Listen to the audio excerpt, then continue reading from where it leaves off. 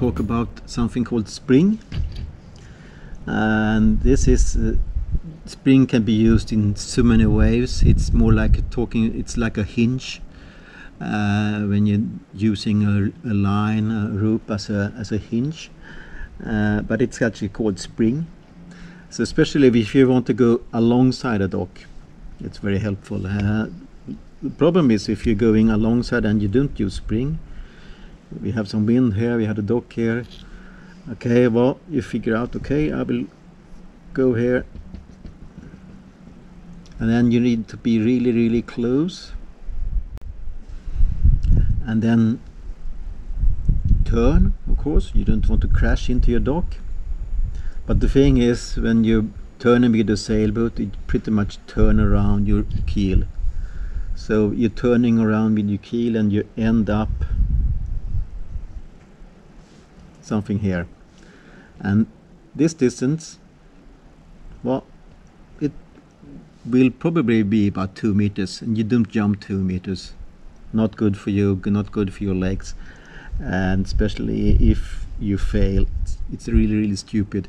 So instead of just turning, use this kind of spring. So what we do, we prepare our boat with some fenders, and then we take a long line and we put it into our bow, make sure it's outside, and then we have at least our half the boat length, or even better, as long as the boat length. So if you have a 10-meter boat, have 10-meter rope. If it's a 15-meter boat, have 15 meter. You're going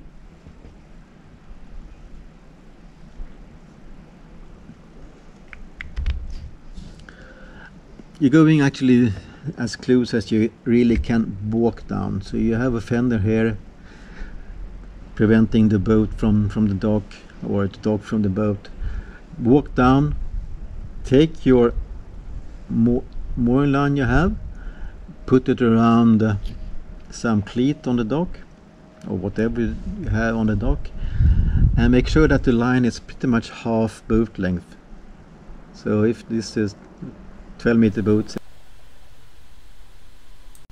so you step down to your dock, take the rope with you, and find a cleat or pole or a ring, and if you have time, you go back to your boat and tie it to the cleat on the boat, or just make a double lap and stay there on the dock while the helmsman is turning away from the dock with the engine slow speed ahead and turning away from the dock, which feels a little odd, but the thing is that the water from the propeller pushes the rudder, and the rudder uses as a mirror, so the water bounces on the rudder and pushes the stern towards the dock.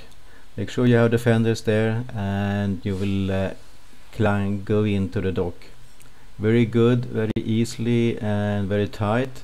Now you have time, just make sure that your engine is still running slowly and your wheel is turned to the left or away from the dock. This is also done in the opposite way to get out from the dock. So to get out from the dock, you go slowly forward with the engine and then turning towards the dock, in this case to the right.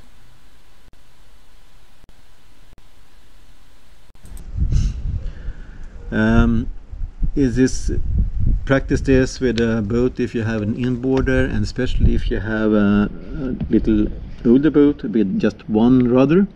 If there's a modern boat with two rudders, unfortunately it works not that good, because if you have the two rudders here, the water that will flow just between the rudders, and it will not bounce on the rudders. Unfortunately, that's a big negative thing with two rudders. Okay, using spring. Spring can be used in so many other ways. Just think about it. Okay, how can I use it? Going forward, going reverse, going sideways. How is the wind? Just think about it and use the spring in any way you want.